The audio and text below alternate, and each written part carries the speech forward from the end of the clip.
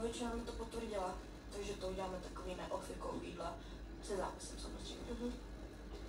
A kromě nového vedení školy máme nějaký jiný témata? Tak hlavně tohle, ale chtěla bych shodnotit tenhle rok a případně, co bychom mohli rozjet na prázdninách. A tohle jsou body k tomu novému řediteli? Nepatří to práce?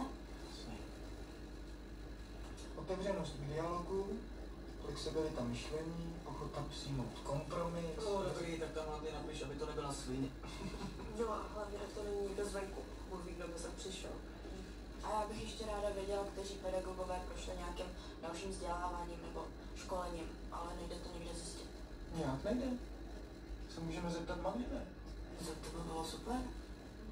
Ale musíte to stihnout ještě dneska, ať to máme zítra přichystaný. Jasně, zeptáme se odpoledne.